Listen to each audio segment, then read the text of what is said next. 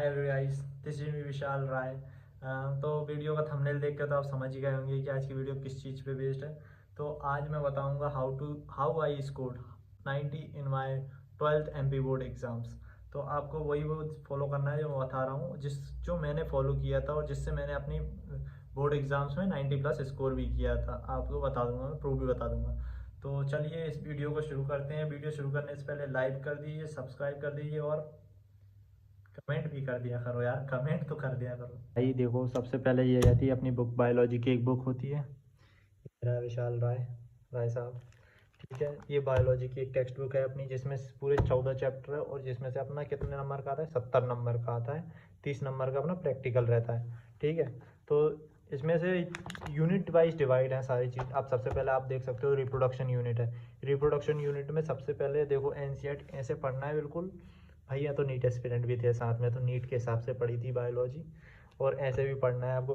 जो line to line पढ़ी थी भाई, कुछ भी हो, इन्फ्लोरेसेंस आ गया तो इन्फ्लोरेसेंस का मतलब क्या है, अरेंजमेंट, और जो भी कुछ एक्स्ट्रा चीज़ होती थी ना वो साइड में लिख लिया करता था मैं।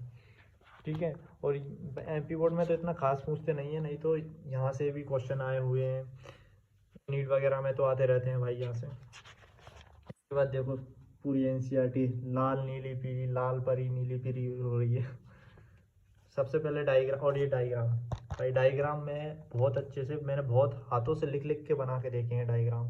लिटरली इतने मैंने नीट के लिए नहीं पढ़ा है, इतने डायग्राम्स में, इतने मैंने बोर्ड्स के लिए बहुत डायग्राम बनाए हैं। क्योंकि बोर्ड्स में आता है भाई 4-5 नंबर का क्वेश्चन आता है, उसमें तुम डायग्राम भी बनाओगे।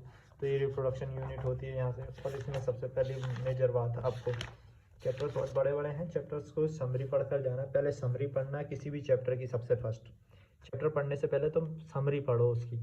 समरी पढ़ोगे ना तो इसके बाद तुम्हें एक क्लियर कॉन्सेप्ट मिल जाता है कि कॉन्सेप्ट क्या है चैप्टर में, पता है क्या है। इसके बाद इसके एक्सरसाइज क्वेश्चन, एमपी बोर्ड में 95% जो क्वेश्चन पेपर आता है वो प्योर एनसीईआरटी से आता है, एक्सरसाइज से क्वेश्चन आते हैं। ये सारे क्वेश्चन कर लोगे ना, इतने में तुम्हारा काम हो जाएगा पूरा। फिर रिप्रोडक्शन यूनिट आ जाती है बढ़िया, ये भी पूरी लाल नीली पीली हो रही है। तो इसके बाद जब तुम ये कॉन्सेप्टुअल को, ये जेनेटिक्स वगैरह पे, कॉन्सेप्चुअल चैप्टर्स पे आए हुए जेनेटिक्स में तो सबसे पहला तो एक ही मेंडल वाला क्वेश्चन आता है। इसमें 7 कॉन्ट्रास्टिंग कैरेक्टर वगैरह क्यों किया था पी प्लांट पे, इसके कंडीशंस, और कौन कौन से वो लिए कैरेक्टर लिए थे उसने, वो बताओ। देखो हीमोफीलिया कौन कौन सी, कैसी कैसी लिंक्ड है, ये एमसीक्यू में आ सकता है और आता है। हीमोफीलिया कौन सी है, रेसेसिव है, एक्स लिंक्ड है। Colour blindness recessive X linked है। Sickle cell anaemia recessive autosomal. Phenylketonuria recessive autosomal, ऐसी है भाई। Cystic fibrosis recessive autonomous. Blood basis of mutant, सब कुछ लाइन से लाइन टू लाइन। भाई मैं एक ऐसी सोच रहा हूँ कि बताना ज़रा कमेंट्स में, इस बुक का जो है ना अपना पैराग्राफ टू पैराग्राफ एक बुक लिखने की सोच रहा हूँ, मतलब टाइप करने की सोच रहा हूँ। एक चैप्टर का बना के बताऊँगा आपको, डालूंगा भी। मतलब इस पे जो पैराग्राफ है ना, एक पैराग्राफ लिया अपन ने एनसीईआरटी का, और उस पैराग्राफ को बिल्कुल हिंदी में एक्सप्लेन करके लिखो। मतलब इंग्लिश जो लैंग्वेज होती है ना, हिंदी प्लस इंग्लिश वाली, इंग्लिश में लैंग्वेज में उसमें करके, इतना पैराग्राफ है ना तो इतने ही पैराग्राफ की इंग्लिश करके नीचे लिखूंगा। करने की सोच रहा हूँ मैं, ट्वेल्थ की करूँगा। पहले एक चैप्टर की बताऊँगा आपको पहले, इसके बाद ये आ जाते हैं चैप्टर्स। एवोल्यूशन भाई, इस एवोल्यूशन में सबसे पहले डाटा बहुत है, डाटा। सबसे पहले इसका डाटा याद करना है आपको। ठीक है, और जितना हो सके लिखो भाई। जब तक लिखोगे नहीं ना, पता नहीं चलेगा। देखो सब कुछ बाहर लिख रखा है, होमोसेपियन वगैरह। और जो चैप्टर्स स्कोरिंग होते हैं ना, वो चैप्टर्स पहले करो। जैसे अगर तुम्हें इसमें डाटा ज़्यादा है, और ये नहीं करना ना, जैसे ह्यूमन हेल्थ एंड डिसीज रहा और एवोल्यूशन, ये बहुत बड़े बड़े चैप्टर हैं, उनमें आता बहुत इतना नहीं है। जैसे मैंने को लिटरली अपने टाइम में ये दोनों चैप्टर बिल्कुल याद नहीं थे। इन द सेंस आप मान सकते हो 20% याद था, फिर भी मैंने कर दिया थे, क्वेश्चन बना लिए थे। तो भाई जो चैप्टर काम के हैं, बायोटेक्नोलॉजी, बायोटेक्नोलॉजी आपको बिल्कुल रटी होना चाहिए, ऑन द टिप्स होना चाहिए, बिल्कुल टिप्स पे। बायोटेक्नोलॉजी, माइक्रोब्स, ह्यूमन वेलफेयर, और जिसके बाद जो इकोलॉजी आती है ना, सबसे ज़्यादा क्वेश्चन आते हैं इकोलॉजी के दोस्त से। क्योंकि ये इकोलॉजी क्या है, अपने बायोडाइवर्सिटी में आ जाती है, तो सबसे ज़्यादा इकोलॉजी से आते हैं ये क्वेश्चन है ना, इनके ये सारे करना है। देखो पहले समरी पढ़िए हर उसकी, सब कुछ अंडरलाइन है। कुल मिला के पूरे 14 चैप्टर हैं। इसमें से अगर 4 चैप्टर छोड़ भी दोगे ना तो भी 90 प्लस आ जाएंगे तुम्हारे। सच बोल रहा हूँ भाई, जेन्युइनली। 4 चैप्टर छोड़ने से मतलब ये नहीं है कि तुम बिल्कुल पढ़ो ही ना उनको, मतलब थोड़ा 20-20% भी याद है ना तो भी तुम्हारे 90 प्लस आएंगे।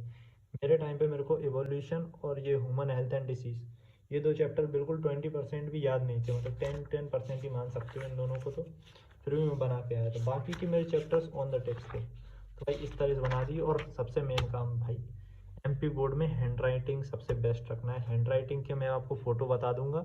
मैंने इंग्लिश की अपना रीचेकिंग पे डाला था, तो उसमें मैंने फॉर्मेट बता दूंगा आपको कैसे लिखते हैं, उसके मैं 2-2-3 क्लिप डालूंगा, तो वो देखना भाई। ऐसे हर जो चीज़ है वो अंडरलाइन करना है आपको, पेंसिल से अंडरलाइन करना हो तो, वरना अंडरलाइन नहीं भी करोगे तो हर जो क्वेश्चन होता है ना उसके बाद एक लाइन जरूर खींचना ब्लैक पेन से। भले टाइम कंज्यूमिंग है लेकिन इंप्रेशन पड़ता है, क्योंकि एमपी बोर्ड्स के टीचर को इंप्रेशन से मतलब है।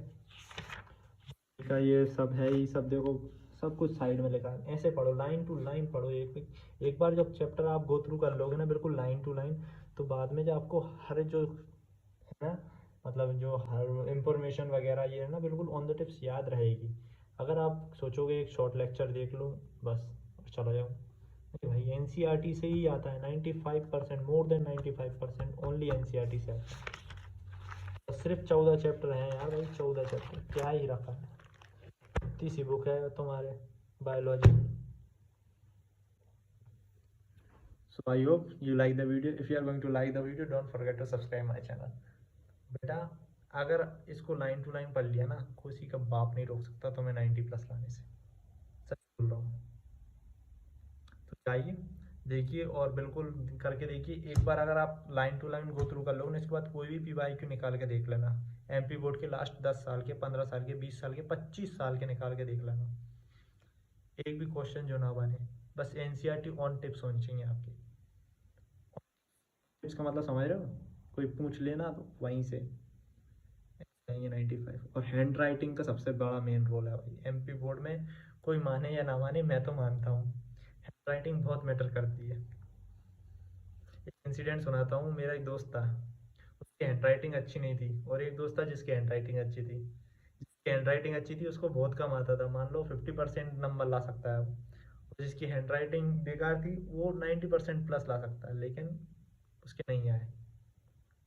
तो देख लो भाई आप, एमपी बोर्ड है, कुछ भी हो सकता है। ठीक है, बाय बाय। आपकी जिम्मेदारी संभालिए।